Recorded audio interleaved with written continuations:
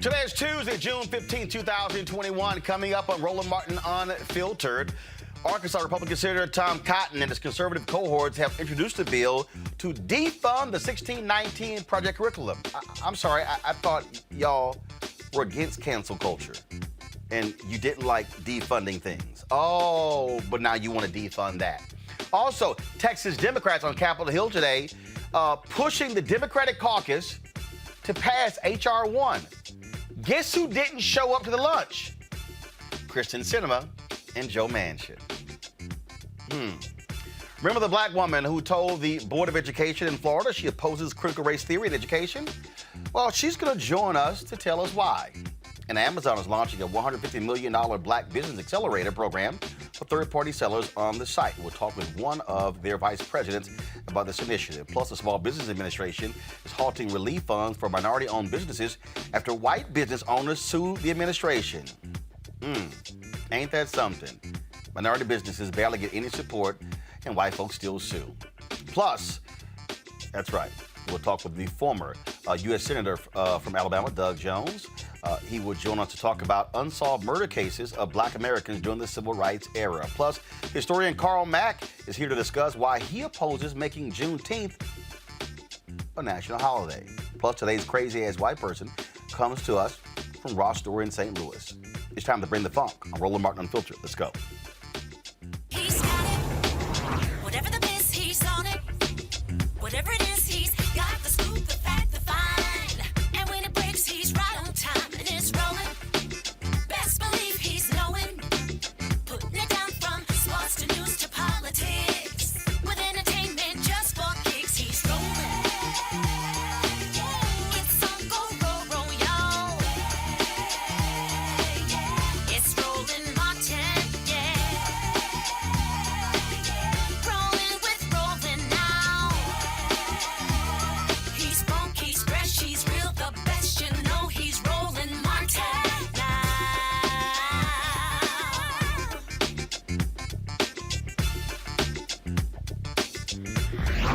Martin. Well, how trash ass is Senators Kyrsten Sinema and Joe Manchin when Texas Democrats come to the U.S. Capitol today to actually implore Senate Democrats to pass House Bill 1, to pass the John Lewis Act. They have a luncheon on Capitol Hill. All Democrat senators show up, except Kyrsten Sinema and Joe Manchin. I'm just trying to understand how arrogant they are. And check this out. Then a couple of other state officials from Texas meet with Senator Joe Manchin. Oh, I'm sorry. They don't meet with him. They meet with his staff. He wouldn't even meet with them. Do y'all see how shameful and despicable this is? Let's go to my panel. Ben Dixon, host, Benjamin Dixon Show podcast, Teresa Lundy, principal founder of TML Communications, Mustafa Santiago Ali, PhD, former senior advisor for environmental justice, EPA. And so we're also efforting to get one of those state officials on the show to talk about their meetings on Capitol Hill today. But Ben, how trash, how pathetic and shameful is Kyrsten Sinema and Joe Manchin when these Texas Democrats come to Capitol Hill to talk about how they thwarted the passage of a Republican-led voter suppression bill, and these two don't even show up for the luncheon. All 48 other Democrat senators show up, but these two don't. When somebody shows you who they are, believe them. And Joe Manchin and Kyrsten Sinema, they have shown us repeatedly exactly who they are. They might have the Democrat D by their name, but they're certainly there on behalf of the Republican Party. When they reach across the aisle, they're not reaching across the aisle to get Republicans to turn in our favor. They're continuously reaching towards us to pull us closer to the Republican Party. And the fact that they would not show up to these meetings this morning means that there's a certain level of condescension, casual dismissal of not only elected officials, but if they did this to elected officials, imagine what they do to the people. And so they feel like they have no responsibility whatsoever to answer on behalf or answer to the people because they don't feel like they have to answer to the other elected officials. I mean, it's unbelievable, Teresa, when you see just how shameful these two are. So you are too good to attend the luncheon, to listen to these Texas Democrats describe in detail the voter suppression bills. That's just unbelievable. And again, this is I'm going to pull this up. This is the tweet from Ari Berman, who is a voting rights journalist. Manchin and Sinema didn't attend Senate Dem lunch, where Texas Democrats spoke about need to pass For the People Act to stop GOP voter suppression. Yeah, I totally agree with my colleague. If they do show you who you are, it doesn't matter, if you're in an elected position or if you're just a regular citizen. These individuals just showed that they just didn't care. And it's just interesting to see, because we are such in a critical space right now where, even if we don't take the listening component about the bill, I think we're, even missing the mark when we start looking at some of these elected officials and what we are asking them to do. We already know half of them, read legislation and when they co-sponsor it. So to not even take a lunch, just a slap in the face to everybody who voted for them. This is one of the folks out there who responded, Mustafa. Manchin didn't bother to meet with Texas Democrats regarding the damage that new Texas voting laws would do to Texans if the For the People Act doesn't pass. What is wrong with that man? Well, it's extremely disrespectful. Senator Manchin has shared with the country that he still had folks he wanted to talk to. He wanted to garner more information so that he could make an informed decision. And he wants to go through this process. But yet folks who are in the thick of it in Texas spent their time, spent their resources to actually come to Washington, D.C. and have substantive conversations about what's going on in their respective state. And he's shown you exactly how he feels about these individuals and many others who have been advocating for him to actually begin to move forward in a way that's actually more protective of the country. So this is nothing new. He will continue to share with folks, that he's still trying to, get everybody's perspective. So I guess what he's really saying is that these folks' perspective is not that important to his overall analysis. This here was a tweet that Ari Berman put out. 68% of Americans support For the People Act, including a majority of Republicans. It has bipartisan support among the public. Reporters should point that out when GOP senators lie that it isn't popular. Ben, it's amazing what happens when you got facts. Right. But I mean, it shows the extent to which they're willing to ignore the facts. They're willing to distort the truth. They're willing to use half-truths, not only the Republican Party, but Sinema and Manchin. Because if you think about it, there's always about this 30% of Americans voting electorate that aligns with the bigotry, the absurdity. They align with Trumpism. They align in opposition to H.R. 1. So who is Kyrsten Sinema and Joe Manchin? Who are you really serving? Because you're not even serving a majority of Republicans. You're serving that faction, that far right-wing faction that does not want black people to vote in this country. So how do they expect us to see them as allies when they're aligning with our enemies? Especially when you won't even meet with the state legislators who can give you an understanding of what's happening. The writer Don Winslow has put out this video targeting Senator Joe Manchin. I'm going to play that in a second, but right now I want to go to one of the Texas state representatives who, of course, was on Capitol Hill today. Meeting with lawmakers, trying to get them to do the right thing on these very issue. And so joining us now is Representative Jasmine Crockett. Glad to have you here in Roland Martin Unfiltered. Thank you so much. So first of all, how many officials from Texas Democrats, came here to Capitol Hill to meet with Senate Democrats to explain to them what went on in Texas? The overall number is around 15 of us. And so there was a luncheon today with Senate Dems? Yes, there was. How did that go? Because according to Ari Berman and others, Senators Kristen Sinema and Joe Manchin failed to attend the luncheon. Yeah, so the Senate luncheon, it was the first one that they've had really since the pandemic. So it's something that they consistently do, the delegation. And there were 5 members. I was not one of those members that actually participated in that luncheon for the purpose of kind of explaining what all happened in Texas. Instead, I actually was set up to meet with someone from Manchin's office, myself and Trey Martinez Fisher. We initially thought we were going to be able to meet with the senator. Then we realized that they were in the luncheon, but then we later learned that he was not in the luncheon. We also were told that the senator was actually meeting to talk specifically about both of the bills, HR 1 and HR 4. So that was really good to hear that he was actually engaging in conversations about this, because that's not really been part of the conversation. All we just continue to hear is that he's against, getting rid of the filibuster. And for most of us, it's been like, okay, well, that's going to be a problem if we're going to get this passed. And then most recently, we finally were learning that he actually said that he would vote against HR 1. So I just wanted some clarification on the issues. And I also wanted him to understand that it's just that serious. Not only did we walk off the floor, which is only the 4th time it's ever been done in the history of Texas, but we also decided to spend our own money to come to D.C. We need help and we need cover and we need it now. And so we really wanted him to understand how serious this was to us. Okay, now I'm confused. So y'all met with staff. So he wasn't at the luncheon. Right. So y'all were at the luncheon because y'all had a meeting directly with him. Right. Then he's not at your meeting, but then you find out he wasn't even at the luncheon. Did they say where was he? Was he in D.C.? Yes, he was. No. He's in D.C. He did not pull a Ted Cruz. He was not in Cancun.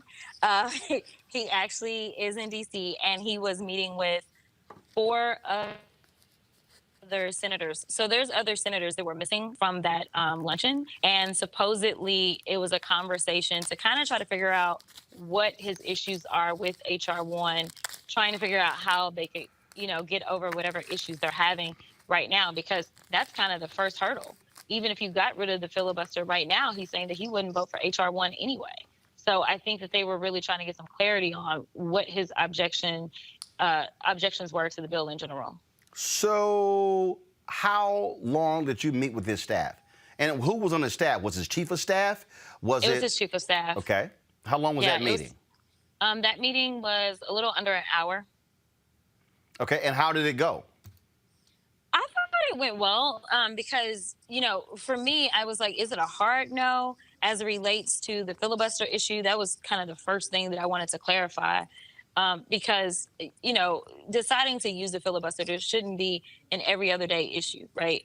But my issue is that, when we didn't have control, that was kind of our excuse. We didn't have control. Now we have control, and it seems like we're not doing anything with the control. So I really wanted to get a better understanding of, is this a hard no? And it sounds like he is a hard no when it comes to the filibuster.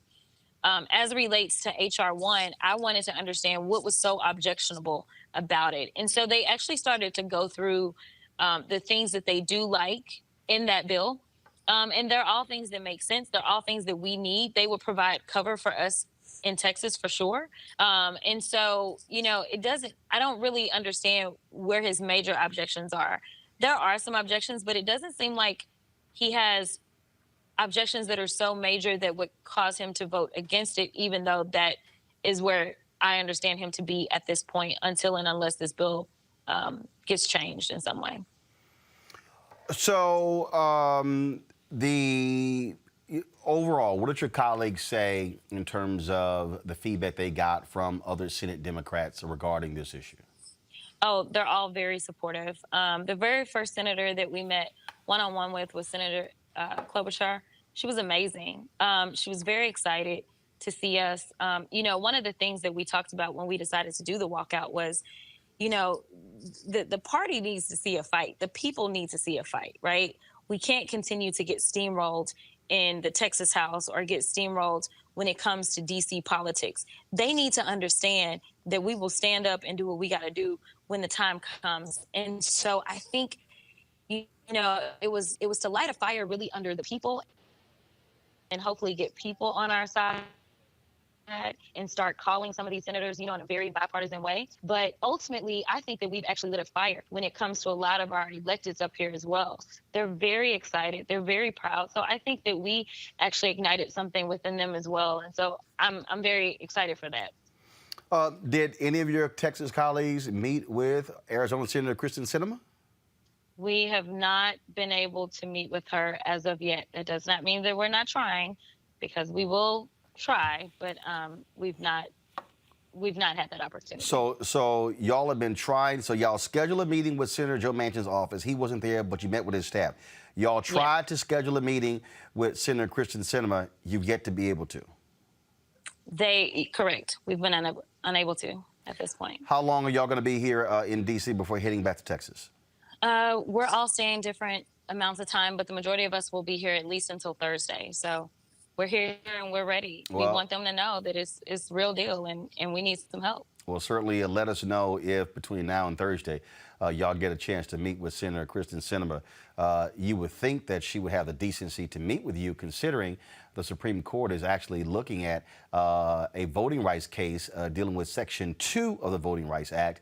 Section 4 was invalidated in Shelby v. Holder. Section 2 could be invalidated, and that's specifically coming from Arizona. So you would think she would actually care about that.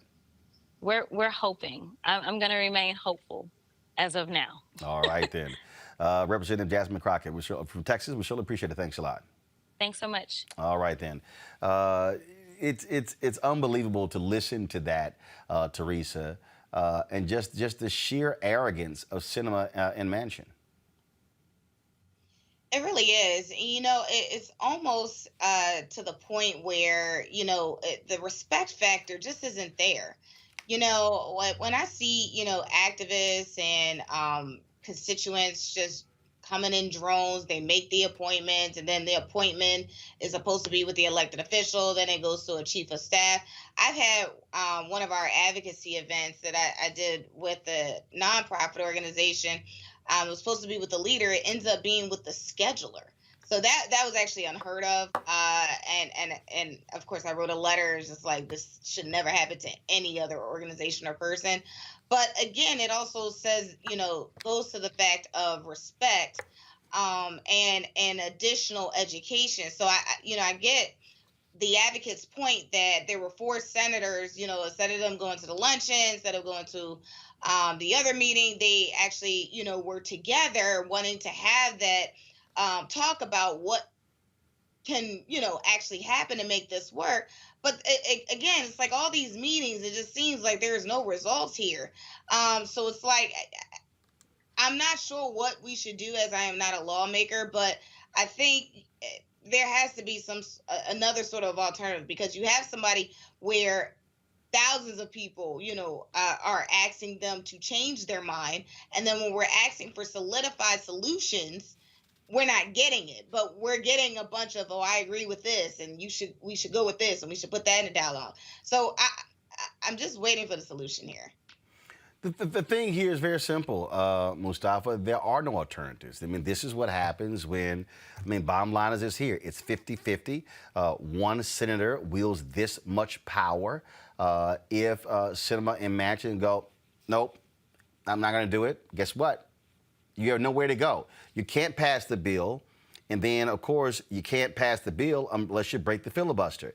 The two of them keep talking bipartisan, and I keep saying, show me the 10. Show me the 10 on the other side who are going to go along with this, and they can't.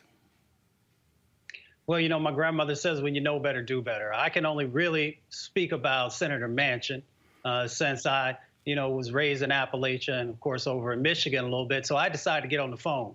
And I decided to call folks back home in West Virginia, across the state, both Democrats and Republicans who I knew. Now, these are what you might still label as somewhat moderate Republicans. Yeah, some still exist.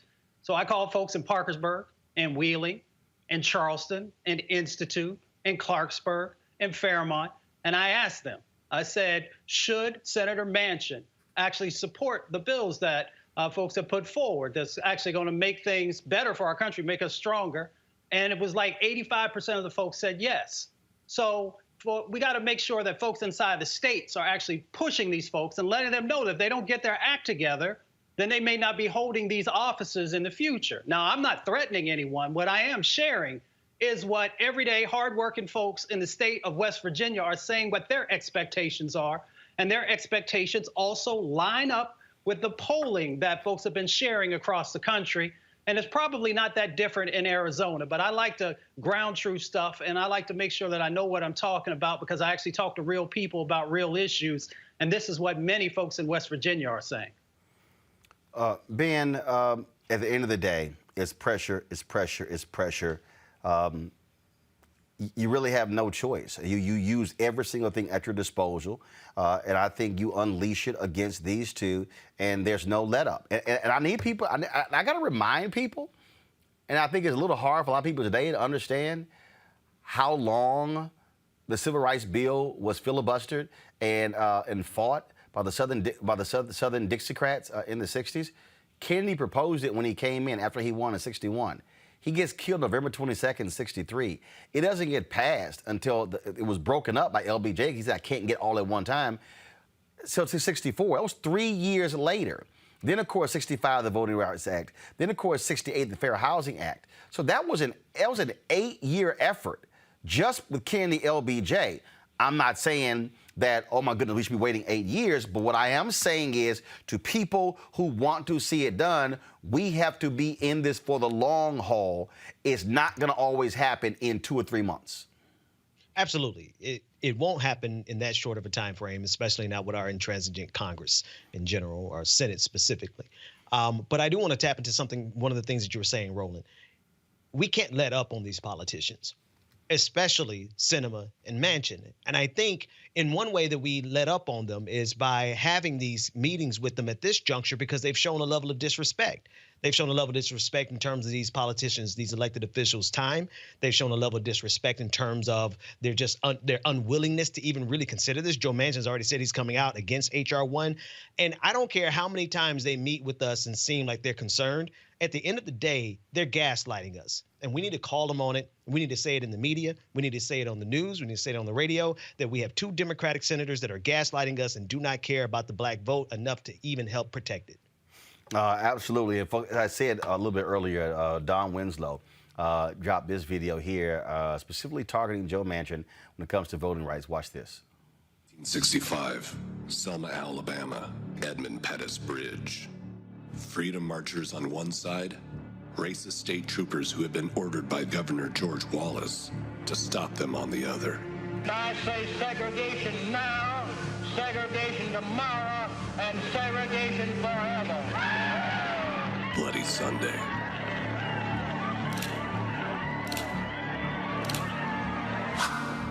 June 2021, the state troopers are gone, replaced by this man, Senator Joe Manchin.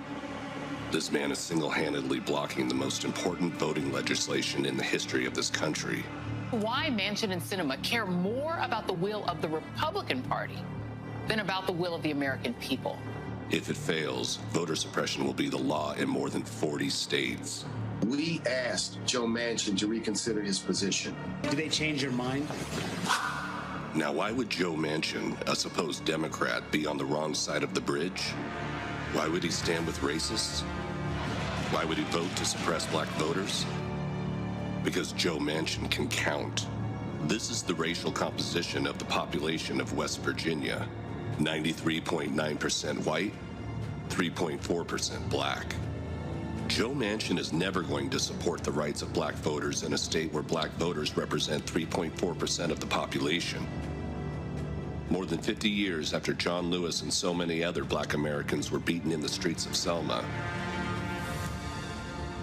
I think we know which side of the bridge Joe Manchin would have been on.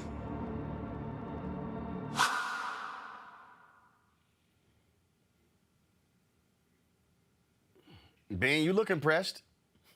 That's what I'm talking about right there. Every day, all day long, radio, television, Don't let this man get away with being the guy who can smile and glad hand and shake hands and kiss your baby on the cheek. And all the while, he is absolutely on the side of the Republican Party. He's on the wrong side of history. We can't afford to wait for history to write this man's epithet. We need to do it now. And I think that's that clip by Don Winslow is amazing. Teresa. Yeah, it's definitely interesting to see the statistics. I mean, it really looks like Joe Manchin is playing right into the hand of his constituent basis. Now, I'm not saying that all, his 93% of Caucasian constituents are in favor or not in favor of this. But what I am saying that it does look like Joe Manchin was elected as a Democrat, but we all know he had moderate to conservative thoughts as it relates to his position on a lot of things, and he's making his position very clear to his constituent basis. Mustafa. Well, there's a whole lot of lower wealth white folks that's in West Virginia as well. And these actions that Senator Manchin has refused to move forward on will impact them as well. Of course, it always impacts us first and worst, but some of them are also going to find it much more difficult to be able to move forward. So Senator Manchin should remember that many of the folks throughout the state want him to do the right thing, and he just has not been able to do it so far. And so I hope he has one of those moments where he finally realizes who he's supposed to represent, and we'll see how it plays out. All right, folks, let's talk about the white nationalists in the United States Senate. Republican Senator Tom Cotton of Arkansas, well, guess what? He's doing what he usually does. With the help of his Republican cohorts, including Senators Tom Tillis of North Carolina, the clueless idiot Tommy Tuberville of Alabama, and Senate Minority Leader Mitch McConnell, Cotton has introduced a bill to defund the 1619 Project curriculum. Oh, look at that. 4 white men. 4 white Southern men. The Saving American History Act would prohibit federal funds to teach the 1619 Project by K-12 schools or school districts. Schools that teach the 1619 Project would also be ineligible for federal professional development grants. Cotton also had the audacity to say racism in the U.S. military did not exist until the Biden administration entered the White House. Y'all want to see some stupidity? Mr. Secretary, we're hearing reports of plummeting morale, growing mistrust between the races and sexes where none existed just 6 months ago, and unexpected retirements and separations based on these trainings alone. And again, these are not my words. These are the words of your own troops. So I want to ask a few simple but vital questions. Mr. Secretary, do you believe that our military is a fundamentally racist organization? Yes or no, please. Well, I won't give you a yes or no answer on that, Senator, because it deserves more than a yes or no. The military, like any organization, will have its challenges, but I do not believe it is a fundamentally racist organization. Thank you. I'm sorry to cut you off, but our time is limited. I think it is a pretty simple question. I'm glad that you agree it is not fundamentally racist. Do you believe that any member of the military should be treated differently based on their skin color and sex? Again, yes. Well, actually, of course, later, Lloyd Austin, the Pentagon Secretary, actually expanded on his comment, but also seems Senator Cotton also forgot about what was stated in even the Military Times, where Black and other troops talked about the racism they've actually felt in the armed services. And of course, the story is talking about the white supremacists who are also in the military. That's exactly what we see going on. Now, of course, you have all this conversation dealing with critical race theory. 1619 Project, folks, is not critical race theory. And one of the folks who has spoken out, we talked about this last Friday, was a Black woman from Florida talking to the State Board of Education about critical race theory not teaching the truth. Keisha King is political consultant and co-chair of Moms for Liberty, and she joins us right now. Keisha, glad to have you in Roland Martin Unfiltered. First and foremost, what exactly is critical race theory, and is it where was it being taught in Florida schools? So critical race theory is the idea that America, the foundation of America is racism is ingrained into the foundation and it cannot be removed. And so the outworkings of that today and in classrooms is that, this is a very simple way to say it, but white heterosexual men, able-bodied, are deemed the oppressors, and everyone else is deemed oppressed. And you can't get away from that. It is what it is because of the idea that racism is ingrained into the fabric of America, that you can't repent from it, you can't move forward from it, and it's there to stay. Actually, what you just said is not true.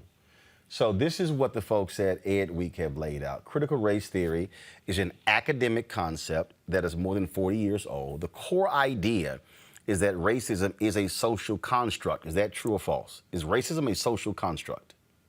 I do believe that, yes, racism is a social. All right. And it says that it is not merely the product of individual bias or prejudice, but also something embedded in legal systems and policies. Do you believe that racism is embedded in legal systems and policies in the United States?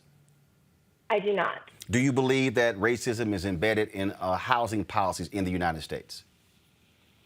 No, because people run these systems. And so we would have to say that racism is embedded into people if we are going to say it's embedded into these systems. Well, so abstract. They are actually run by human beings. But if the individuals are actually running the system and then it's being implemented, then it's still in the system. So, for instance, when you talk about housing in your state of Florida, there have been stories where African Americans, there was one woman who was married to a white gentleman where an appraiser came out to their home and gave them a far less value on their home when they removed all of everything in their house that identified as black, then a second appraiser came out, there was a higher valuation on their home. Is that racism?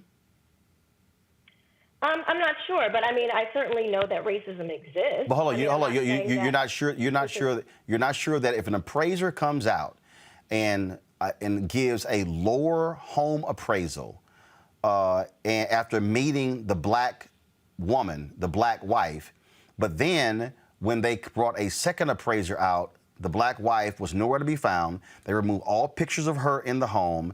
They removed anything, black art or whatever. Then all of a sudden there was a higher appraisal value. Same house, exact same house, but all of a sudden it's got a higher appraisal value. Is that not racism in housing? For me, I would have to have more information. That doesn't necessarily mean that it could be racism. Well, what do you think it is? What do you think it is? I don't know, but I wasn't there. I would have, for me, I would have to have more information. So let me ask you this question: Do you believe that systematic redlining of communities where black people live, is that racism? Redlining? Yes. Yes, that was racism. Isn't that systematic? Because that was a system that was actually imposed by banks. It was imposed by the federal government. It was actually a part of federal policy. Is that not racism? That was the law at a point in time. However, today, in 2021, where we have many more diverse people that run these corporations, we have much more of a diverse. My bottom line is America has progressed. We are not the same country that we were. Of course not. But we're centuries ago. So that doesn't mean that when we see disparities, it automatically is an implication of racism. So let me ask you this question. It's not always that's the case. Okay, so if you're seeing disparities, in terms of in this country, if you're seeing disparities in terms of African Americans, whether in executive suites, if you're seeing that, if you're seeing the same thing in other areas, what would you attest to? If you all of a sudden you look at Silicon Valley, if you see in companies on the West Coast, and you see 1.5% or even fewer black folks working at those companies, what do you say is the problem? I would say that we should encourage our community to get more involved with STEM, math, science. But we don't need to be teaching that we're permanently in a state of oppression. But Keisha, we need to be teaching math. But and Keisha, science but to our children. do you even know that 60% or more of the jobs in Silicon Valley have nothing to do with STEM? Regardless, I mean, they're not. No. Doesn't necessarily mean that they're all white either, because a lot of these people are from India. A lot of them are Asian, so they're not. It's not that they're just white people running these things. I mean, there are other so that's not problematic. cultures that have dominance in those industries as well. So and I just believe that we should be afforded those same opportunities to progress into those industries. But right there, you said we should be afforded those opportunities. There have been African Americans who have worked at companies like Google and Facebook who have said, who are there on the recruitment side, who have said that those companies refuse to hire and recruit from HBCUs, refuse to have programs. And so black folks who worked in those companies, who were advocates, who said that what you just described, we should have an opportunity, what they say is opportunity was not given. They wouldn't even, and in fact, what they would even do is they would even have a sliding scale, would go, oh, because they didn't come from Stanford or Harvard, yeah, that's not gonna work. So when you say the opportunity, but isn't that also racist when you don't even want to recruit from HBCUs, when you look at an HBCU education as less than, when you're not providing those level of opportunities, when your remark, well, they don't fit into our culture. What do you ascribe that then? I mean, these are individual circumstances. I'm not going to blanket the entire black community as being less than because. I'm sorry, I didn't say less than, but that's them. Telling me that they didn't, because I know plenty of success. I'm looking at you. You're a very successful black man. Well, guess what? Plenty of very successful. But hold up. I'm not saying that is without struggle. I'm not saying that is without competition. No. Saying that is without any of those things. But you left out racism. But you left out racism. I don't believe that racism is our primary problem in America today. No, but that's not what I said. That's not what I said. That's not what I said. What I'm saying is, but you did leave out racism. See, because what you don't know is that when I was an intern at the TV station in Bryan College Station, Texas, when a weekend sports anchor job came open at KBTX, the sports director, the assistant sports director, the 5 p.m. producer, the 6 p.m. producer, the 10 p.m. producer, they were like, yo, Roland's the best one for the job. The white male news director made it clear he was not going to hire a black male. His dear friend, investigative reporter Alice Brown, took me on a walk and said he's not going to hire you. Now, did that somehow stop me? No, but here's what I will say. Did that actually have an impact? First of all, it impacted me economically because I did not get that particular job while I was in college. But here's the whole point. Why should racism prevent me from being able to get a job? Yeah, the guy's name was Jeff Braun. I still call his name out. And it was undeniable. I'm talking about, like, it wasn't even close in terms of who was best. And so that was an example that I personally experienced in terms of racism in my career as a student at Texas A&M. And what I'm saying to you is that exists.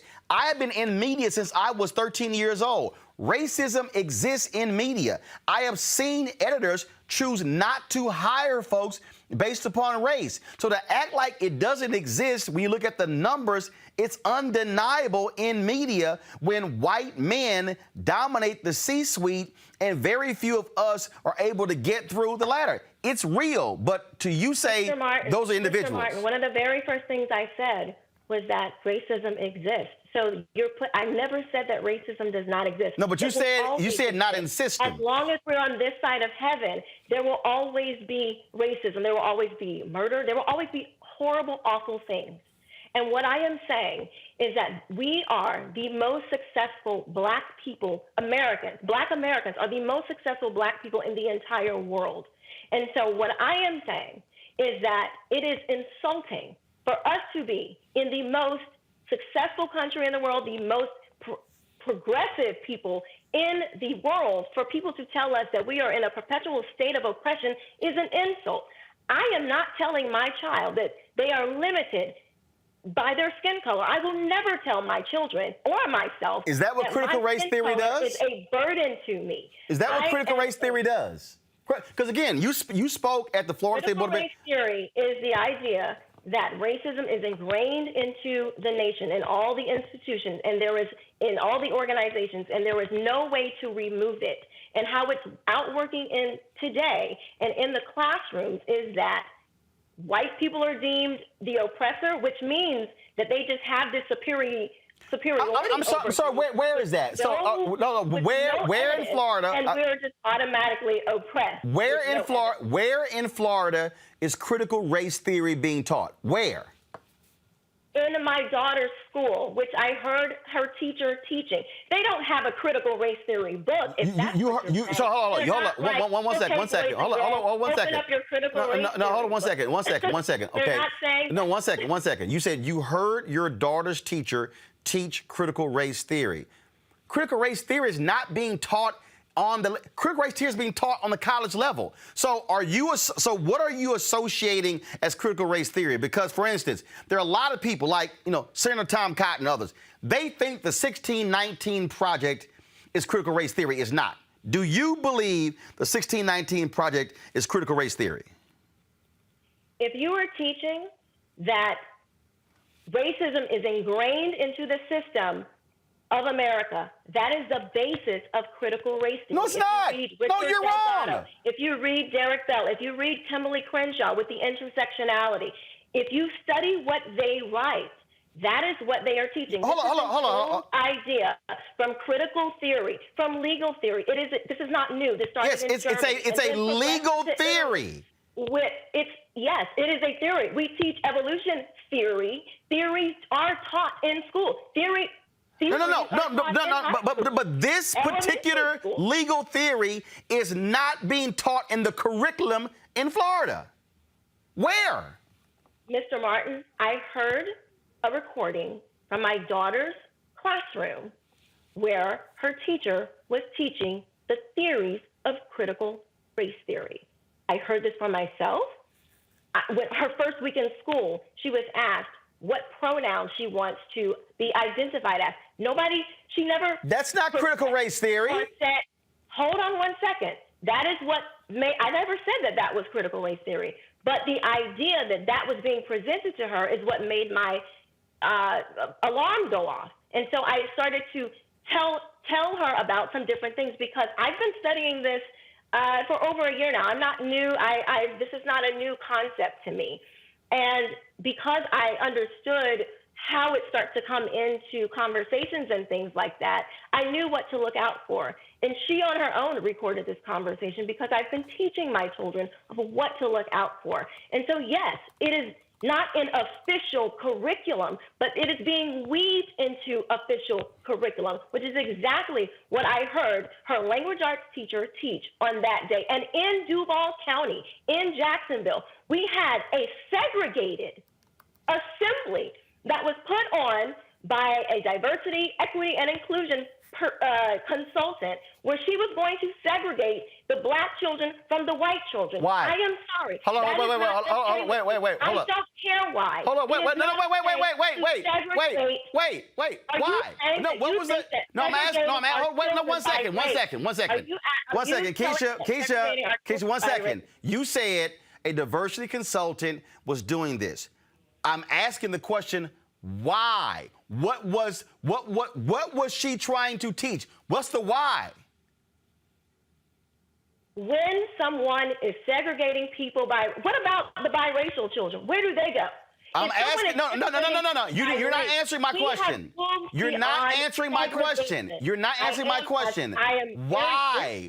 What was the exercise? What was the exercise? They never said why she did it. They said this is what's being done. No. Did you ask why? There is no reason. No. Did you ask why? There is no reason to segregate people by race. So hold on 1 second. Have they ever? We are not even. I'm 20% European. You probably have whites in your family. First of all, white folks in slavery slept with a whole bunch of slaves, so we already know how that goes. But I'm still trying to get back to, because again, you're not answering the question, because I still would like to know. Okay, when they did this assembly, What was the basis? What was it? Did you ask? There was no explanation. Emails went unanswered. No. There Did was you no ask? Explanation. When parents, black, white, and others, heard about the segregation of their children by color, that was a problem, regardless of the reason. Did you ask? Now, can you answer my question? Did you ask? A good reason to segregate kids by color. Okay, Keisha, if there was an assembly and they separated boys and girls, would you be objecting? No, it depends on. Wait, hold up. So you're objecting, and you didn't ask why. You're objecting if there was an assembly separated by race, but you have no questions if it was gender. Why? Because there are distinct differences between girls and boys. Well, wait a minute. Hold up. Wait a minute. Are there distinct differences? And a white boy. What is the distinction between a black girl and a white girl? What is the distinction between a biracial girl and another biracial girl? I'm still trying to understand. I'm still trying to. Have you ever heard of the distinct differences? Our brains are even made up differently. Unless you think you agree with some of these. It's interesting. People are intrinsically different, are lower, are somehow different than other people. I cannot understand how you could think that there would be any good reason to segregate people by race. I find it interesting that you would not. I find it interesting. Why would we segregate people by race? I find it interesting that you would object. I find it interesting that you would say, oh, no, I wouldn't object to an assembly that was girls and boys, but you objected one based upon race. And you still haven't answered my question. Why? What was the purpose of them separating? What was it? I don't know the reason. I don't have to know the reason. No. Did you ask? There is no reason. Did you ask? So wait a minute. Okay, see, now I'm confused because you wouldn't ask why a separate assembly for boys and girls, but now you wouldn't. But you said I would have to ask if it was about race. That makes no sense. I think it's very obvious, and boys and girls are different. And there are legitimate things that boys experience at certain ages and legitimate things that girls experience at certain ages. So maybe, yes, there would be a reason to, biological reasons why you would want to, segregate the children by gender. That makes sense. But to segregate people by race, what is the difference other than more or less melanin? There's no intellectual difference. There is no, what is the difference between black children, white children, Asian children, Hispanic children, and all different types of people? What's the difference that skin color has to do with your ability to learn, with your ability to reason, with your ability to do anything in society? Would be a good reason to separate people by the color of their skin? This is what we did back in the 1800s. I don't think we want to go back there. I certainly don't. And I would try to tell my kids that any person is better than them based on skin color. And I can't believe that you would even think that is something acceptable. Well, first of all, first of all, I use my brain. And what I do is my first response is oh my God, this is no. I would then go, the first I would say is, why? What's the basis behind it? Now, are you speaking about what was taking place at Douglas Anderson? Is that the school? Correct, at Douglas Anderson. So this took place at their School of Arts. And so what the school stated is that there were cultural issues that have arisen at the particular school. And the email states that one meeting will be for students of color, and the other will be for white students. It also reads about working together, we can all create the best DA. And so what they laid out in here was that this is, quote, over the last year, there's been tons of attention that has been drawn to the racial divide and tension at Douglas Anderson, and there were efforts made to try and pull things together, mend wounds, and improve relationships.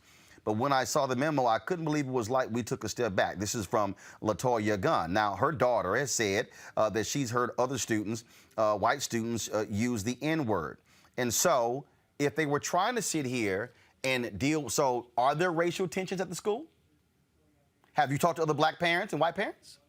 Yeah, I talked to many black parents. My daughter went to the junior high that would be before she goes to. Are there racial tensions there? I've never heard of any racial tensions before this particular incident. And even still, even if there were racial incidents, I'm asking. Why would you segregate the children by race? Well, actually, it doesn't, Keisha. So, Keisha, because let me Mr. Roland, allow me as somebody who has dealt with some of these similar issues. It's very similar when in the workplace, where in an environment where a certain group, women, Latinos, African Americans, others, who might feel as if there are fundamental problems going on. You may have a group of black employees that meet with leadership, who meet with the boss. That actually happens. We did that when I was at CNN, where these things happen. In fact, Fox News, in June of last year, a group of black employees actually came together and held a meeting with the executive leadership of Fox News to complain about racism and other issues at Fox News. There was a discrimination suit that was actually filed by black employees at Fox News. So what you're actually describing, those meetings actually do happen, because what it does is it allows for leadership to actually hear from an aggrieved group to understand what is going on. So what you're saying is you didn't hear of any racism, but according to stories that are done, other black parents have talked about racial tension at this particular school. So if that's the case, do you believe that if there's racial tension in a place, that a group of black students should be able to gather to express their feelings directly to the leadership of the school?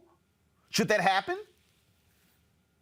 If the individual is affected, black, white, other, whatever you are, I asked you. I asked you a specific question. If you want to if you want to take that grievance to the leadership of an organization, a school, wherever it may be, by all means, go ahead. But to take the entire organization and say, even if you had nothing to do with it, even if you're not experiencing the same thing, and just say, we're going to separate the black folks over here and put the white folks over there, how is that?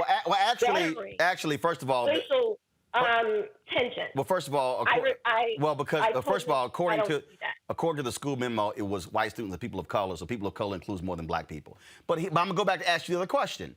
If there was an issue where girls at this school had a fundamental issue, would you have a problem if the girls met separately from the boys? I would say it again. If those girls, the specific girls who had a problem, I don't think you should round up every girl just because some girls but that's totally different what you said earlier. Some girls are not experiencing. That's exactly what I said. You should take the individuals that it was affecting and let them go to leadership. Take the individual girls, boys, whoever. Let them go to leadership. Why are we rounding up everybody as if we all think the same and we don't have any type of autonomy or self? Earlier you said you have no problem with a separate girls' assembly, separate boys' assembly. You said out your own mouth, there are differences. Mr. Martin, these are two totally different questions that you literally said. You objected. Did I think that girls and boys should be segregated at any point in time? And I said, okay, I can see where girls and boys could be separated. If you're talking, you may want to talk about getting your cycle. Boys don't experience that. Or, boys going through different things that they go through biologically. I can understand a grouping of. So you can. That happens to every girl. So you can understand that, but you can't understand a group of white students, a group of people of color, and talking about the issues they may be facing. And here's the deal: if you're black or Latino and you go to the meetings of people of color, you can stand up and actually say, "Hey, I've had no issues, no problems here at the school. It's been great and wonderful. What's the problem? I'm just saying that why do you have to drag everybody in? If it's a specific issue to those people who experience that issue, why can't we let them sort it out? Why are we trying to make this like that every person who identifies within that group or maybe associated within that group, that they automatically have the same issue? Because probably if you've had such a widespread issue, you cast a wide net. But then again, you still had no problem with the group meeting. I'm still going to go back to this here because this is still very interesting. You talk about critical race theory and what we're seeing across this country. We're seeing folks just lump everything in together. Any conversation, so anything dealing with race. And that to me is what the folly is. The reality is in Florida schools, just like in Texas, in Oklahoma and Arkansas, critical race theory was not being taught. It was not in the curriculum. It was not there. And so since I'm going to use your example, let me just use your example of, well, if this group has a problem, then take it up with them. So if you had a problem with one teacher saying something to your child, why pass a statewide ban on critical race theory when it didn't even exist? Why? If it's only your child or a couple of others, I'm using your setup. Why do a mass ban if there's only a handful of examples? Why? This is not being taught to just a few individuals. It's not being taught at all. How do you know that, Mr. Martin? Critical race theory is not in the curriculum in Florida. Like I said, there is no book that they have. It's not an official. Okay, so how many teachers are teaching it in Florida? Two. Okay, so for instance, how many teachers in Florida are teaching critical race theory off the books? How many? I'm not sure. Okay, but stop. You're not sure.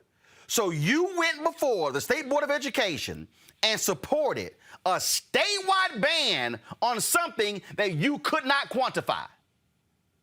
Yes, because anytime you try to segregate people by their race and say that's one school. Group of people No, Keisha. No, Keisha. That's one school. Racism, no, Keisha. So Keisha, wait a minute. Hold up.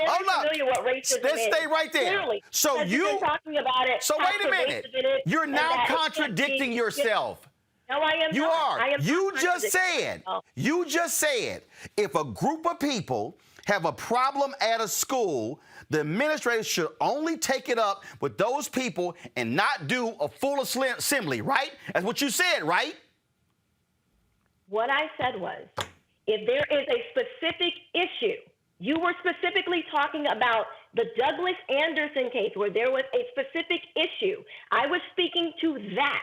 As far as critical race theory, which is a separate issue, what I'm saying but it's not being taught. This is being widely, yes, it and is. I asked you how widely? How widely? How widely? I don't know.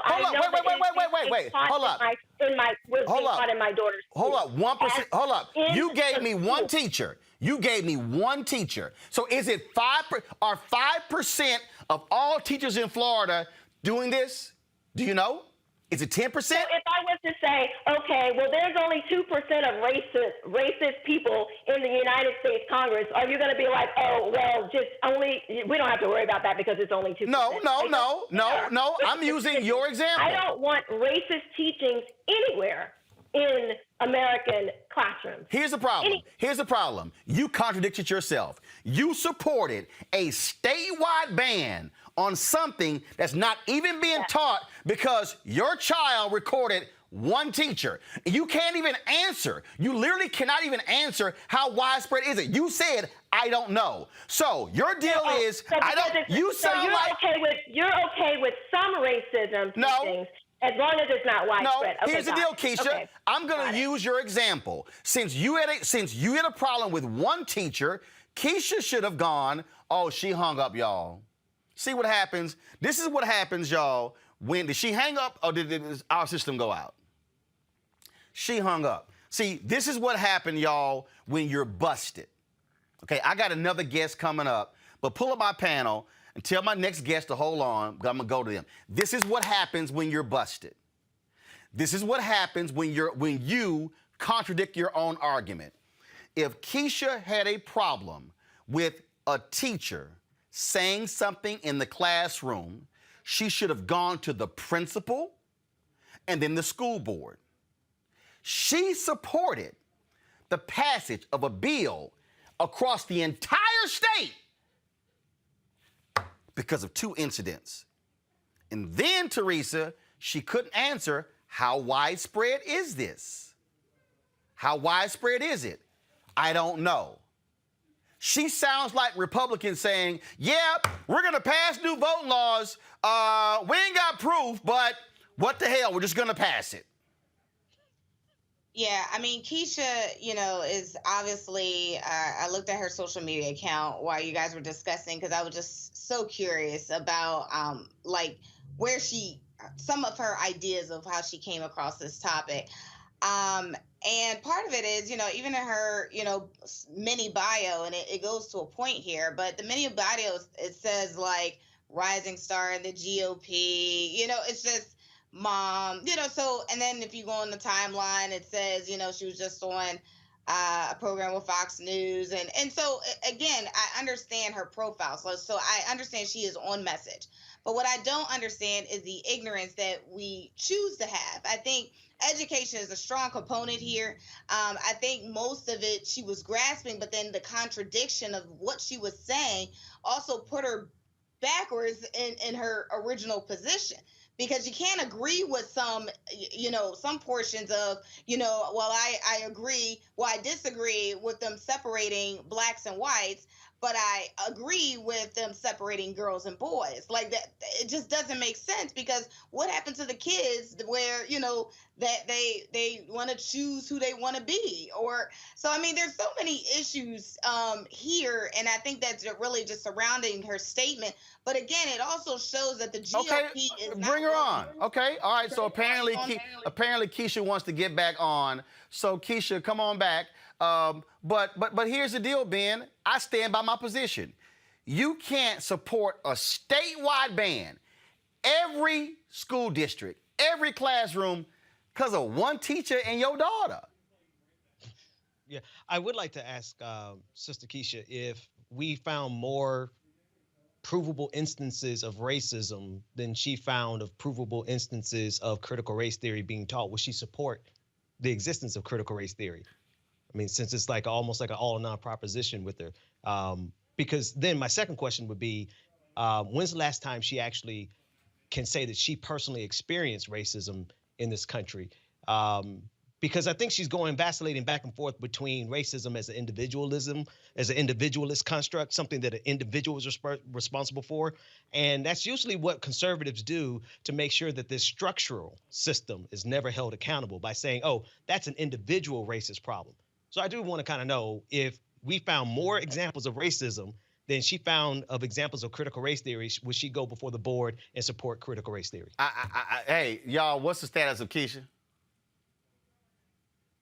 All right. So let me do this here, y'all. Okay, we gonna come back later in the show with part 2 with Keisha. Okay, so is my next? Okay, she's picking up now. Okay, because I still want to know again how. Okay, Keisha, you there? I don't know what happened, sorry. Okay, so I'm still. So Ben Dixon, you had a question for Keisha. So Ben, go ahead and ask her the question, and let's see if she answers your question. Yeah, no, it's a simple question. If we were to show you provable, objective examples of racism, more examples of racism than you found examples of critical race theory being taught, would you go before the Board of Education with the same energy and the same fervor and demand that we do something about racism, since you put that metric out there in terms of how many times you saw critical race theory being taught? I would stand up against racism anytime I saw it, absolutely. I'm not for racism, and I know that it exists. That's not what I'm saying. So yes, I would stand up against racism. That's what I'm doing now. So you see more of a problem in the racism of your perceived racism of the 1619 Project, critical race theory, than any. No, of the no, no, not examples of racism 1619 Project, not 1619 Project. But 'cause the conflation of the two. right. No, but so again, Because it's not the same. I still just want to know, what is the percentage of, again, these examples you're using? How many are we talking about? 5, 20, 100, 2,000, 5,000, 10,000? This thing that you're describing that your daughter experienced, how rampant is it in Florida? If it is any at all, I have a problem. So Anytime anybody is trying to tell children that they are in a perpetual state of oppression by a racial group, I don't care what the color is, that is racism. So Keisha, should the state, Keisha, if there are 5 examples, Keisha, if there are 5 examples in the whole state, instead of the principal or the school board handling that, your answer is ban it across the state. Even though I don't know. That would just like saying, well, there was only one hanging, so why do we need to ban hanging people, hanging black? Okay, but now, that makes no sense. That literally makes no sense. Okay. Because again though, hold up, I'm using your language. I'm using your language. You said that if there were a group of students or a group of people on a job who had an issue, that group of people should go to the superiors at that school to deal with it. You said, and not have a block-wide assembly. And what I'm saying to you is, if there are a group of parents who are objecting to a group of teachers, why not deal with those teachers and that principal, as opposed to say to the State Board of Education, oh, we're just gonna ban this thing across the state that actually doesn't even exist in the state? You do not see how you literally are contradicting yourself? Okay, well, if you don't believe that it exists, and if you really don't think that it is a problem, at this point, I'm not sure. No. See, here's the deal. Here's the deal. I'm gonna use a legal standard. In order for Roland to show, if I want to do a class action lawsuit, I have to show that there are multiple people who have been harmed. I have to actually show, I gotta have evidence. I gotta have data to say, oh, this isn't one case of Roland being harmed. No, here are multiple examples of African Americans who have been denied. What I'm saying to you is, you can't even provide that to me. You can't even tell me that 5,000 teachers or 7,000 teachers or 100 teachers, all you have is one teacher recorded with your daughter, and you stood up at a State Board of Education meeting and supported a statewide ban based upon one instance of your daughter. And I'm using your example. Why didn't you, versus have the state ban it, why didn't you go to the principal and the school district and say, I have a problem, let's deal with it here, as opposed to say, oh, let's do it? Because guess what?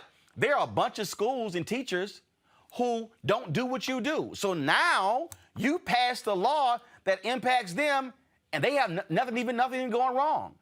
Do you not see the contradiction? If they're not teaching it, then they don't have to worry about it. But you already said they're not teaching critical race theory in the district. You said they're teaching it unofficially. That's right. And there's many. And how many teachers are unofficial? Keisha, answer my question. How many teachers? If teachers are teaching Keisha, answer my question, Keisha. How many teachers? I don't know that answer. Keisha. I don't know, because you're admitting. So Keisha, you are admitting you do not know how many teachers in Florida are teaching unofficially critical race theory. All you know is one. No, that is my personal experience. Okay, how many then? Give me a number. How many? There are many parents. How many? No. I don't want many. Give me a number. What's many? 10, 30, 50, 100? Parents who have seen things in their schools. How many? Hundreds. How many? Just in my universe. How many? Countless story. No. How many? No, I didn't ask for countless or many. How many? I don't have a number. So you have a number. How many school children in Florida? You're right. No, You got it's Keisha. I don't have Keisha, how many school children in Florida? in the Duval County School District. No, in the whole state. I'm not sure. Millions. Okay. Sure. There are nearly 3 million students in public schools in Florida. And you supported a statewide ban that's not even impacting you, and you can't give a number. But you said that you object to an assembly being people of color and whites, and you said that if you have a problem, they should meet with only the affected people. Do you not see the contradiction in your own statement? No, I do not, and here is why. Okay. Because you have individual isolated incidents where there is no the part that you're missing, Mr. Martin, is that even though it's not written in curriculum, this is your same argument that racism is everywhere. It's not written into law, but it's still everywhere according to you. No, actually, you're wrong, because when I look at Georgia voter suppression law, when I look at Texas, and I look at the fact that the Texas voter ID law, 5 federal judges deemed it discriminatory against minorities and ruled it unconstitutional, I would say that's writing it into law. So you're wrong. You're stating that. No, what I'm stating is that 5 federal judges ruled the Texas voter ID law was unconstitutional and discriminated against minorities. So what I'm arguing is that law that was written, that was discriminatory as it was written. So yes, you're correct. If racism is being taught in schools, even if it is unofficially taught, what is wrong with saying, okay, you know what? This type of teaching it's not going to be taught at all. I would say this here. I would say it would be nonsensical. I would say it would be nonsense. I would say if there was one teacher who was at a school district who was teaching something that was racist, I would say deal with that teacher and not say, oh, we're going to say all teachers across the state. Here's the bottom, Keisha. You don't have the data. You can't even give a number, and you can't. And what I'm saying is it's nonsensical for conservatives in these states passing statewide bans on something that's not even being taught, and you don't even know how significant it is. So, and here's the whole piece. Critical race theory is not a part of the curriculum. It doesn't exist in Florida schools or Texas or Oklahoma or Arkansas. And for the people who say it is, you simply can't provide the data. So, I appreciate it. You give your final comment. Go ahead. That said that racism, was not really a problem, and they didn't think that slavery should have been abolished either. So I'm guessing that's what it. That's just totally nonsensical. It makes no sense at all. And the bottom line is this here: you can't even provide an actual number. You use words like many and a lot. Those are the words that people use when they don't have the numbers to back them up. So that's why I'm simply saying you might want to be specific. You might want to have folks bring it in, but you don't have it. You don't. And so what you chose to do is to say, oh, I want to kill a fly, I'm going to fire a bazooka. And again, your own example at Douglas contradicts what you did before the State Board of Education. And so good luck for Moms for Liberty. I hope to spend some time in Florida. And yeah, I'll certainly be talking about the issue, how race does impact us in our society. And we're going to call out on every level. And we're also going to call out those politicians who support these racist voter suppression policies that we see existing, especially there in Florida as well. So we appreciate it. Thanks a lot. Thank you. All right, folks, got to go to a break. We'll be back on Roland Martin Unfiltered in a moment. I believe that people our age have lost the ability to focus the discipline on the art of organizing. The challenges, there's so many of them and they're complex, and we need to be moving to address them. But I'm able to say, watch out, Tiffany, I know this road. That is so freaking dope.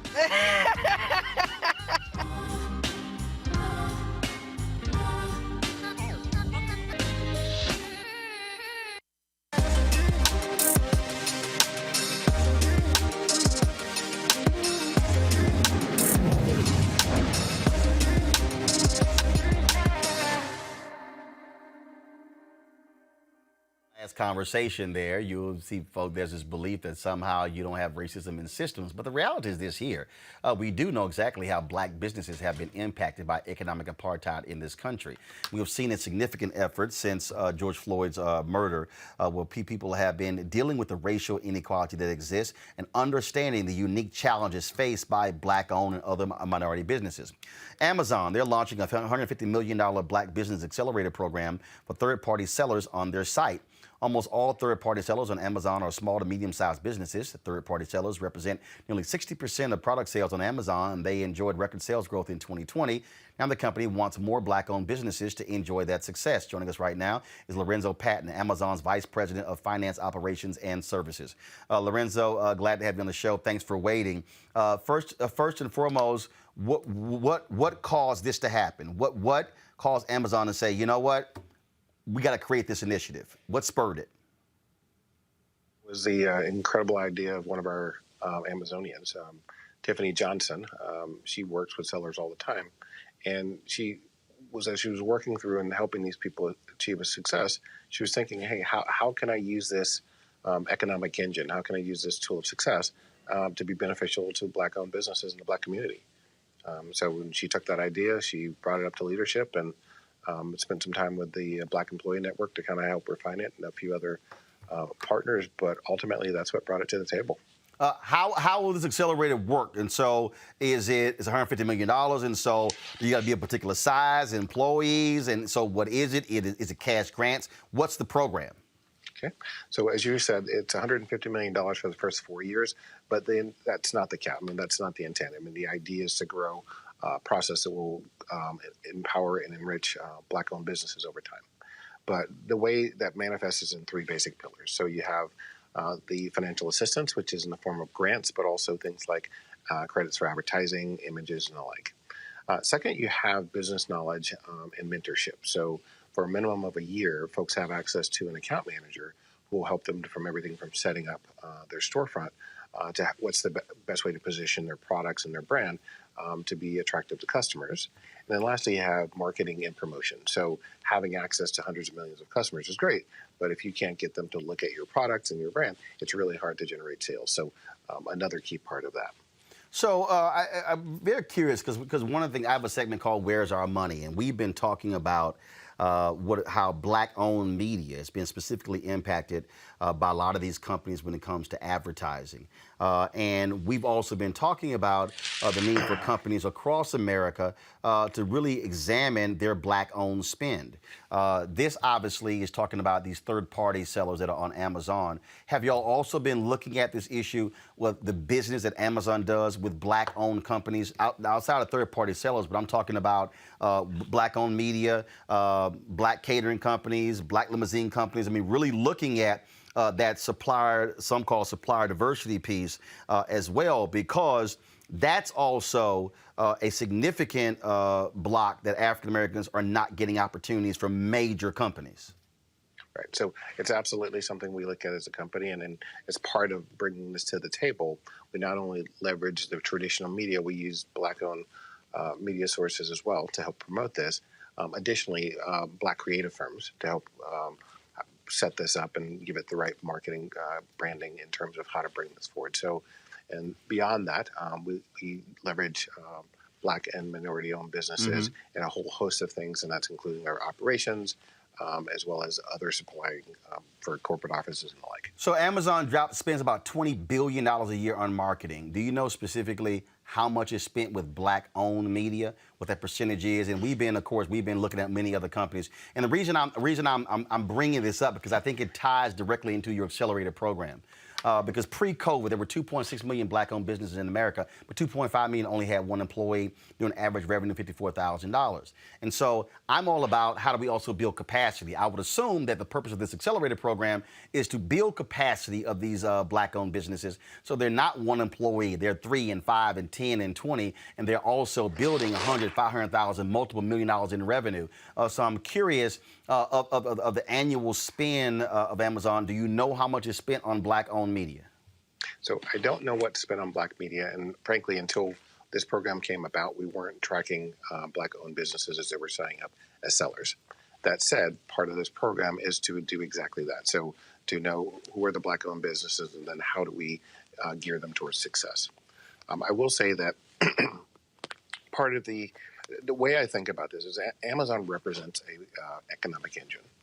And if I were to look back at the sales that were generated between April 1st, 2020 and March 31st, 2021, those businesses sold 3.7 billion products, and on an average had revenues of over $200,000. So from my perspective, being able to tie Black-owned businesses into an engine that's producing those sort of results will absolutely be a wealth builder.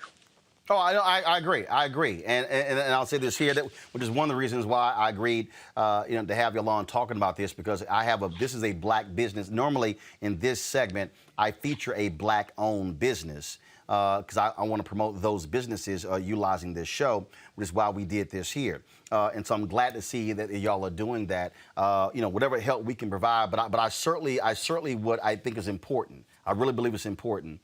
Because we talk about Amazon being an economic engine, here's the reality, and I'll say this here. If Amazon, and look, we've done this, so Dentsu has made their announcements, General Motors, 20 companies with Group M.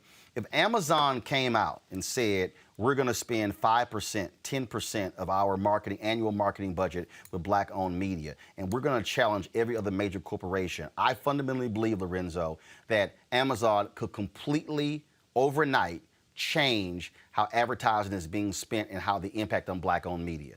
And so, so to me, this is something that I think is an opportunity for Amazon. So just like with this initiative right here, I think Amazon should throw the challenge down. You should be challenging every other company to do the exact same thing, creating accelerator programs, because we know how we've been systematically frozen out of systems. And this is, to me, how the game can be changed in what I call this third reconstruction.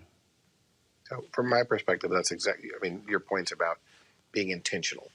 The Black Business Accelerator is done exactly to how do we go beyond just having a general offering. Could a Black-owned business go and sign up to be a seller, one of multiple millions of sellers? Absolutely. It's the intentionality of saying, we are going to help these businesses succeed. We are going to position them. We're going to give them the resources. And to your point, that's been one of the gating factors is, do I have the capital to be able to start my business? Do I have the know-how to get myself online and then be successful embarking myself in front of hundreds of millions of customers? So I agree. I think this is a great program, and that intentionality, the more that we can do that and other companies can follow suit, I think will have a tremendous impact on Black-owned businesses and the Black community. Where can folks get more information? Where can they sign up? So they can go to Amazon/BBA. We have a team of people ready to sign up folks to be in the program, and I think it's going to be a huge opportunity. All right, then. Well, certainly looking forward to that, and I look forward certainly getting back with you specifically on that Black-owned media spin. Obviously, being a Black-owned media company, that's a particular passion of mine. I've been doing this since I was 13 years old. My first job was in Black-owned media. And what I'm looking at is where we're going to be in 30 years. And if we don't change this system now, I don't want a Black-owned media entrepreneur 30 years from now fighting the same battle. So I would love to know, what Amazon's current Black-owned media spend is, and then what Amazon wants it to be in the next 5 years. And so, like I say, Byron Allen, Todd Brown, Butch Graves, a bunch of us, have been pushing a lot of these companies to change the game, because that allows us to be able to grow and us to be able to, when companies are spending advertising dollars with us, then we can hire more staff and we can actually cover more things and actually have a robust news operation.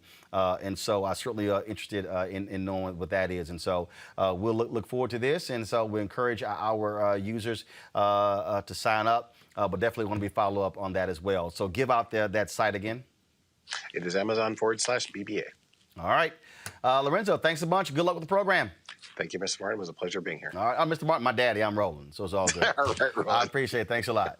All right. Have a good evening. All right, folks. Thank you so very much. All right. So let's now go to my next story, and that is my next guest has really been involved in trying to get a lot of these civil rights cold cases solved.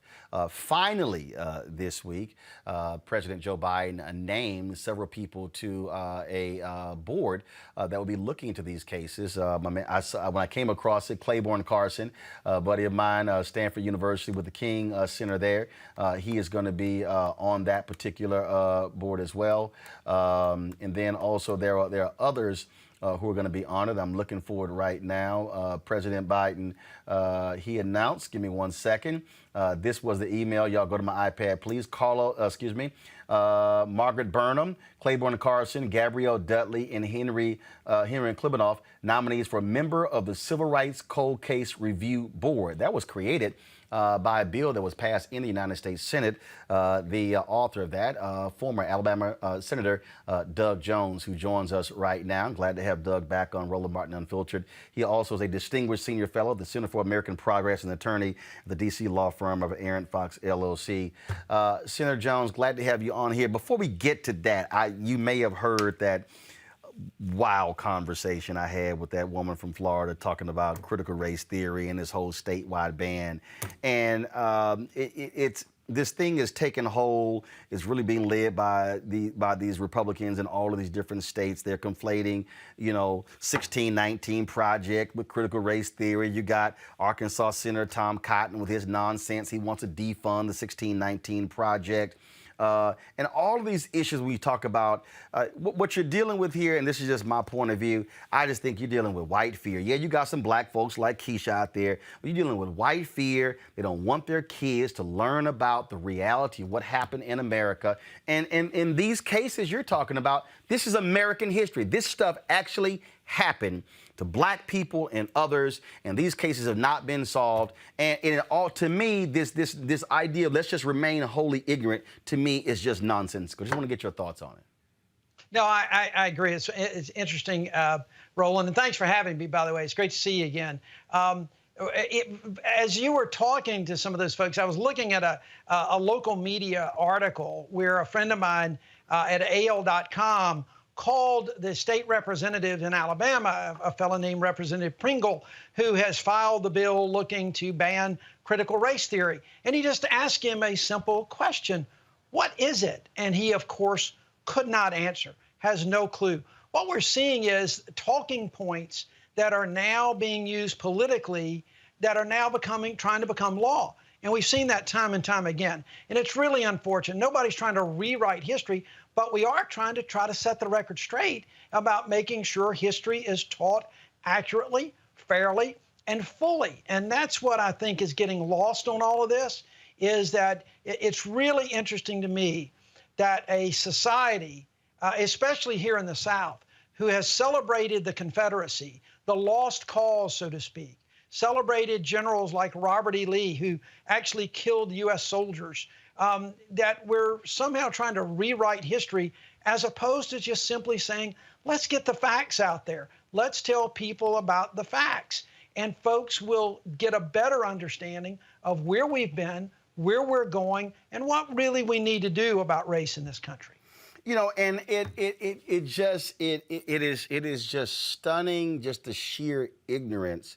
And this, oh my God, we can't have this. These things are being taught about, because the deal is they do not want their children to actually learn these things. I was just in Tulsa for 6 days, the 100th anniversary of the Tulsa Race Massacre. And the fact that it was not added to the curriculum in Oklahoma until 2019. 98 years after it happened.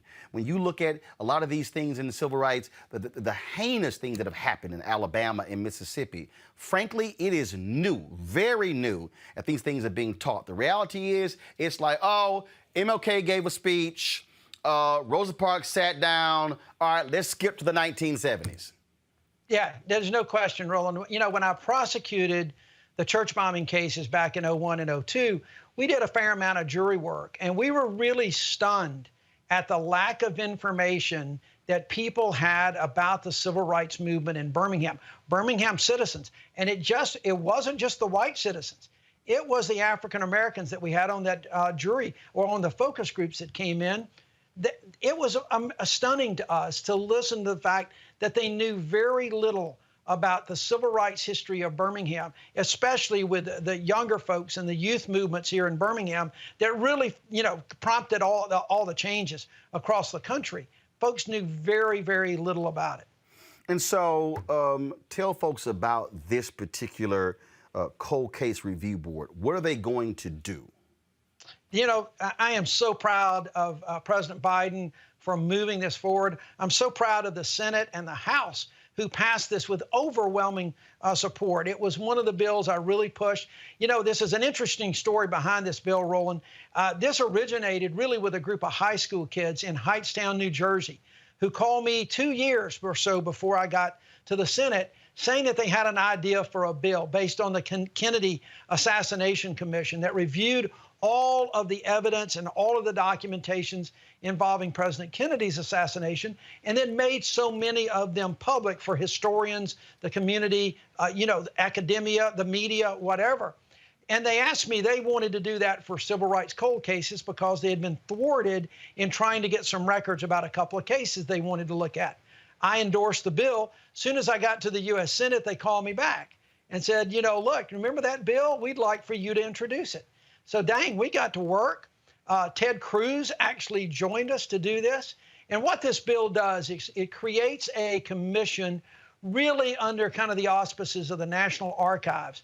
The goal of the commission is to gather all of the documents within the federal government's possession, Department of Justice, Department of Education, wherever these records might be, of these civil rights cases that involved heinous crimes.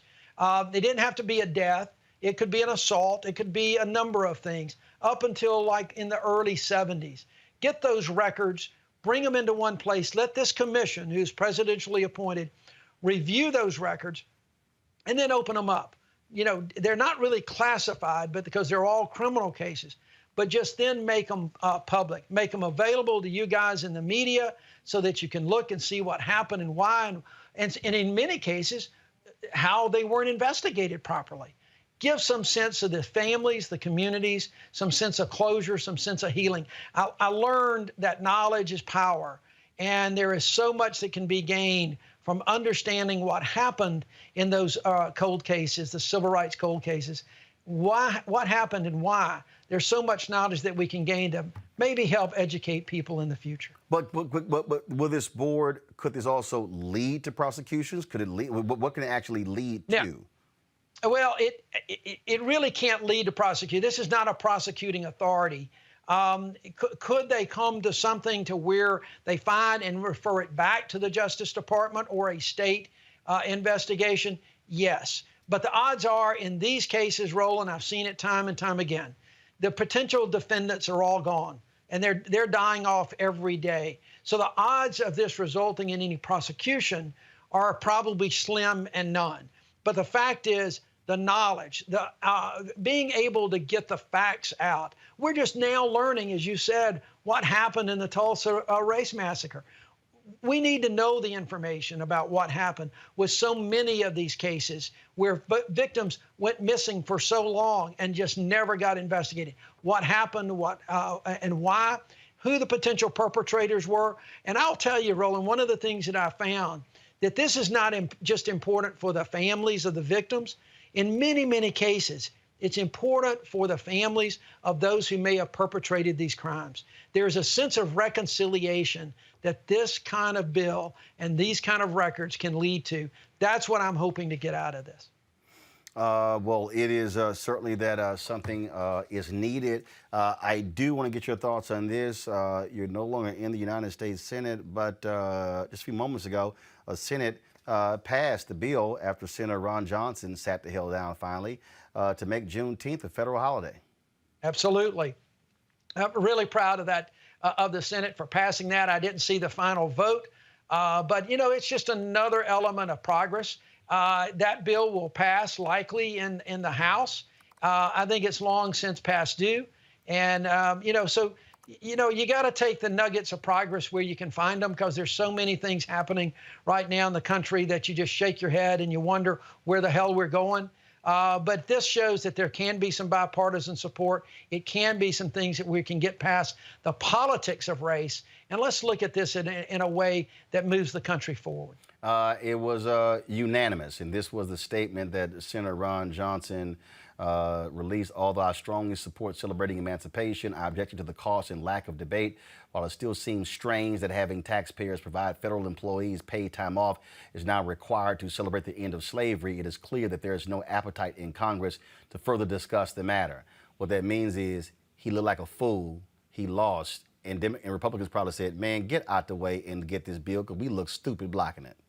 You know, Roland, I wish he would write that letter to the Alabama legislature, who still gives people time off for Confederate Memorial Day and Robert E. Lee's birthday. Our state funds are used to pay holidays for that. So let's look at across the board. Maybe he will say, look at all of those issues like that and send something to the Alabama legislature. I doubt it seriously. Yeah, this is the same guy who says that it was a party atmosphere on January 6th.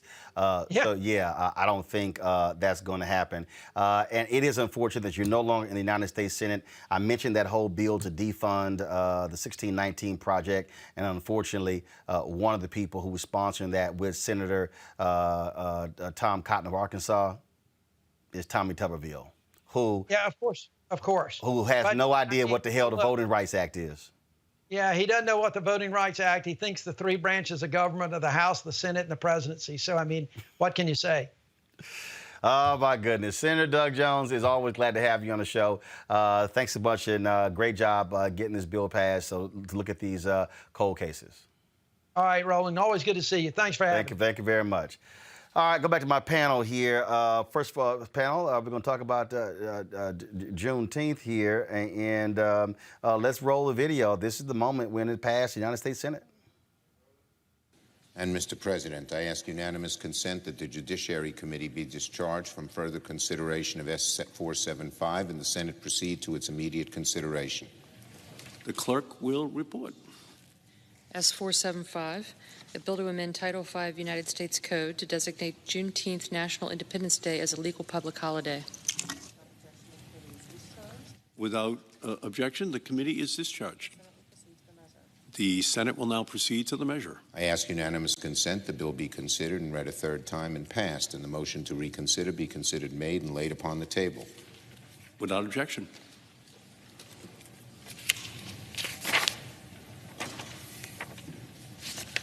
Mr. President, I ask consent the Senate proceed to the consideration of S-Res 269 submitted earlier today. The clerk will report. Senate Resolution 269 designating June 19, 2021 as Juneteenth Independence Day in recognition of June 19, 1865, the date on which news of the end of slavery reached the slaves in the southwestern states. Without objection, the Senate will proceed to the measure. I ask unanimous consent the resolution be agreed to, the preamble be agreed to, and that the motions to reconsider be considered made and laid upon the table with no intervening action or debate. Without objection. Thank you, Mr. President. That was the Juneteenth resolution, which we'll talk about more tomorrow. All right, Mustafa. It now goes to the House. It's likely going to, obviously, Democrats have the majority there.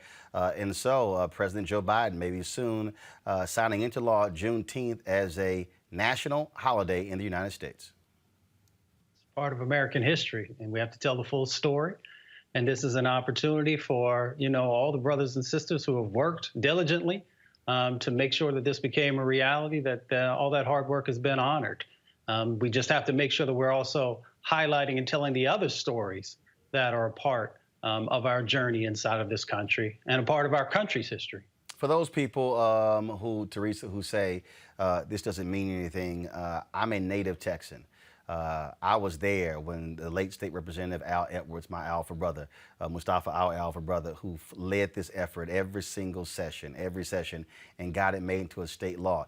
It actually forced people in the state to actually learn the history of slavery in Texas, to learn exactly what took place. And so for those who say these things don't mean anything, they do, because Juneteenth is the only, Texas, when made a holiday, was the only observance of anything tied to slavery in this country. Yeah, and I think history obviously is just so important. I know here in the city of Philadelphia, June 19th of 2020, we made it a local holiday. So it's good to see it on a national level.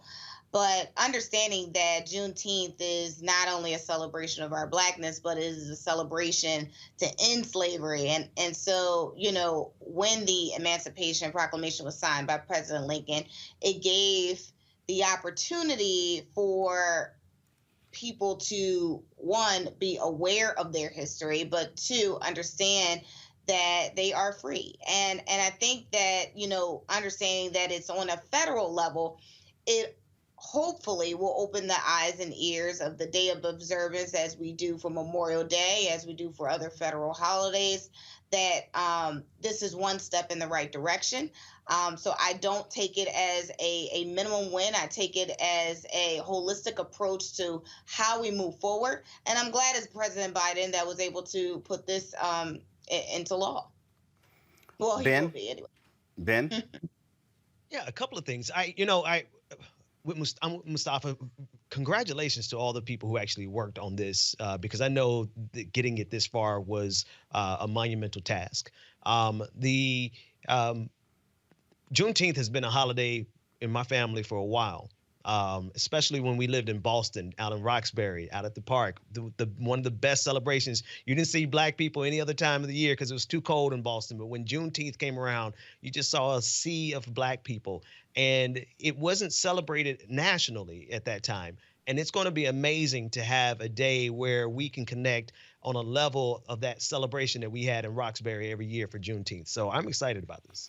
I want to bring up my next guest. He is out of Washington State. He is, of course, former head of the Seattle King County NAACP. Carl Mack is an historian. Carl, your issues with Juneteenth. Mm-hmm. Your thoughts about this action today. What are the issues? I think they're historically absolutely incorrect, and I think they're insulting to us as a people. And so who's incorrect? Those who, the Congress, that bill passing was absolutely incorrect. So what should it have been? Okay, so the bill says, and what is being taught, and I'll just give you specifically in the state of Washington. And first of all, Roland, let me be clear. I have absolutely no problem with Juneteenth. My problem is the historical efforts that are being made and what's being surrounded. I call it the misrepresentation of Juneteenth. And so what happened in the state of Washington is they passed similar legislation, and this legislation has been passed a lot throughout this country. And in the state of Washington, similar to what they just did in Congress, they said that the legislature intends to designate Juneteenth as a statewide holiday celebrating the end of chattel slavery. So what people have been taught about Juneteenth is that those of our ancestors who was enslaved in Galveston, Texas, number one, they were the last Blacks to be enslaved in this country. Number two, that they got the word a year and a half late after President Lincoln had signed the Emancipation Proclamation. Both of those things historically are just incorrect. There is no other way to put it. Now, all one has to do is to understand this. Slavery ended in this country on December 6th, 1865, 6 months after Juneteenth. Now, going back to the Emancipation Proclamation, which everybody seems to get so twisted, keep in mind what Lincoln said. Lincoln said, for those states in rebellion against the Union, and there were 11 of them, but in the Emancipation Proclamation, Lincoln only mentioned 10 of them. And the only reason he only mentioned 10 is because the 11th state that he didn't mention was Tennessee. He didn't mention them because the Union already had control of Tennessee. So he said, for those states in rebellion against the Union, slavery is now free, over. Now, keep in mind, there were 4 border states in which slavery was still practiced. Those border states were Maryland, Missouri, Kentucky, Kentucky, and Delaware. So when Lincoln said that to him, I want you to imagine this, and you don't have to imagine, this is just a fact. When those 11 states left the Union, they didn't act as 11 individual states. They formed a confederacy. And when they formed a confederacy, in effect, they formed their own nation, which means they elected a president, Jefferson Davis. They elected a vice president, Alexander Stephens of Georgia.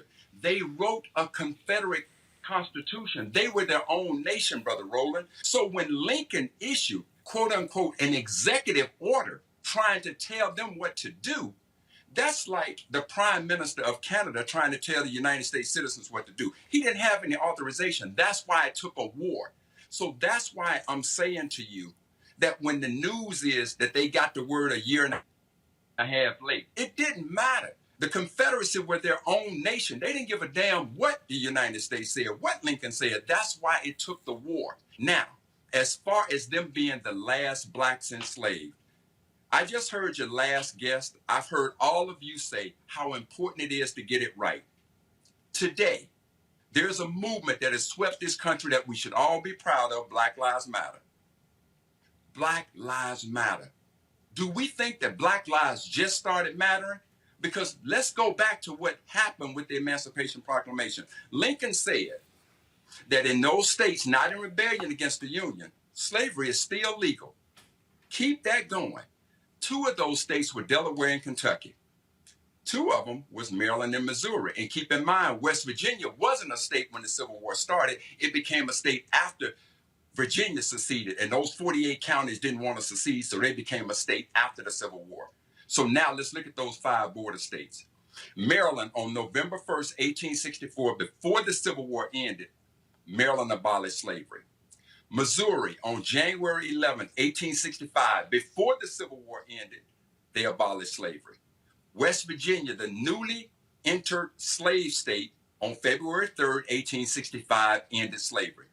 The Civil War ends on April 9th, 1865. 2 months later, Granger rides into Galveston, Texas, and issues General Order Number 3, which we now call June 19th. I ask you to remember what was going on in Kentucky and Delaware after the Civil War. What was going on in Kentucky and Delaware after Juneteenth? I'll tell you, Roland, there were 225,000 of our ancestors still enslaved, and they did not taste freedom until December 6th, 1865, when Georgia became the 27th state to ratify the 13th Amendment.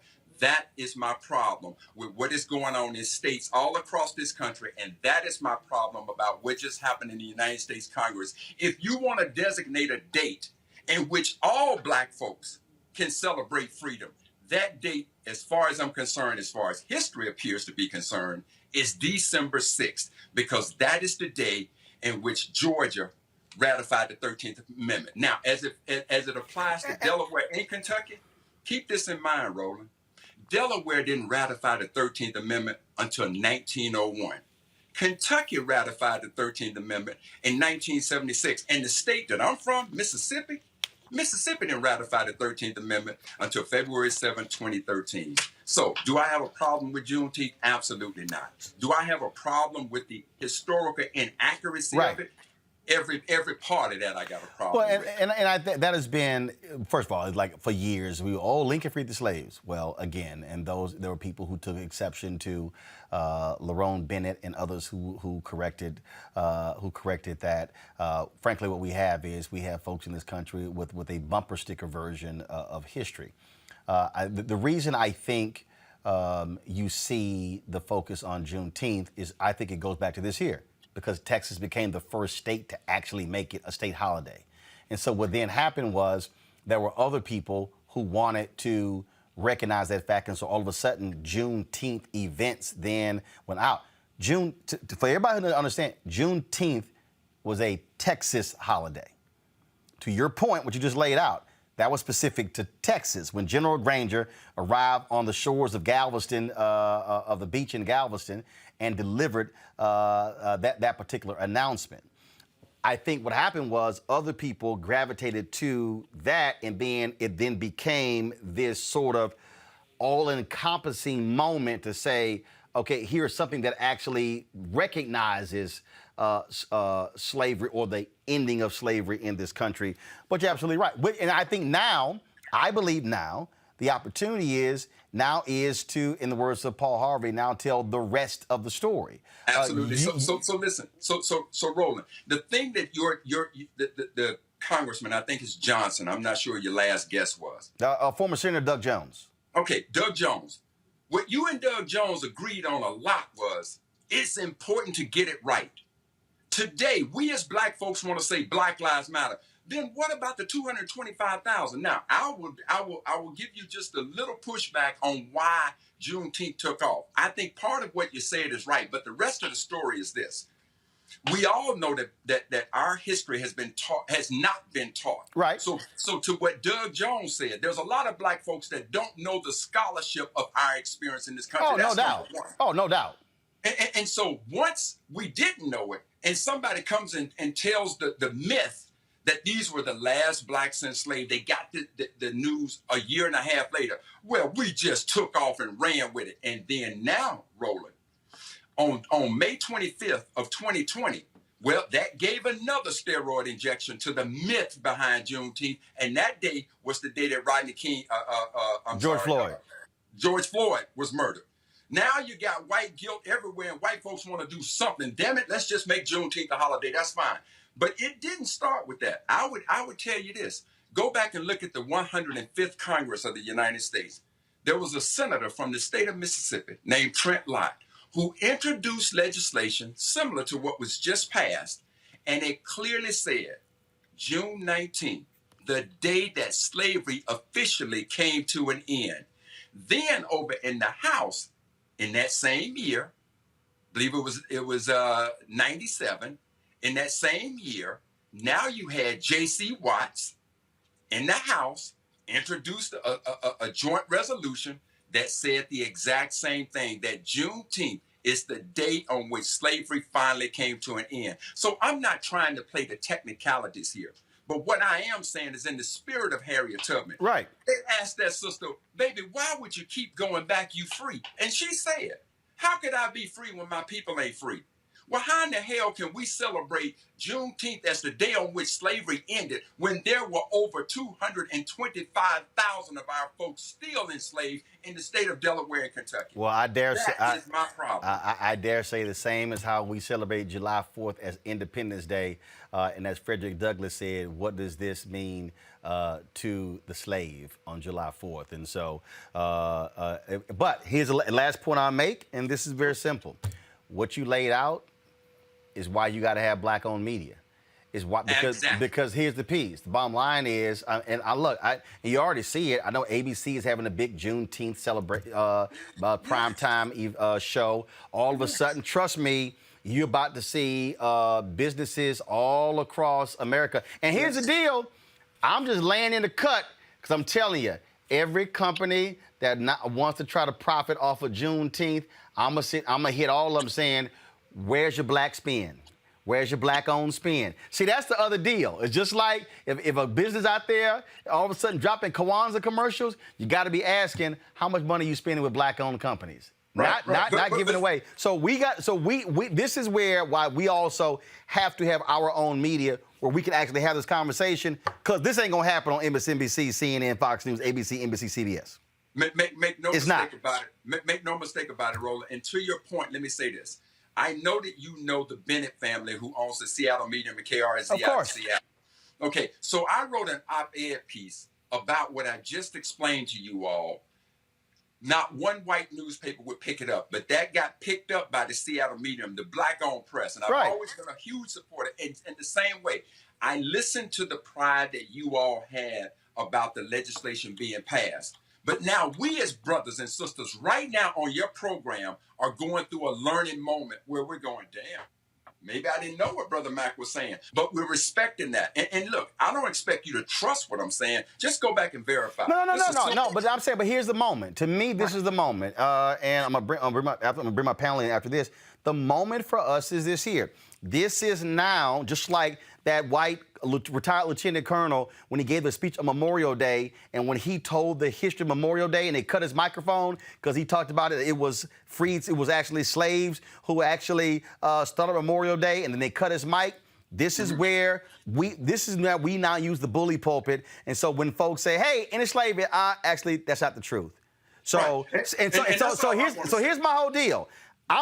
This is where we can use the day to say, first of all, there should be a day that speaks to slavery in America, but we also correct the story because even when we use the word we were freed, we actually weren't. That's why I say all the time that we were for the first time, black people were technically fully free Americans in 1970.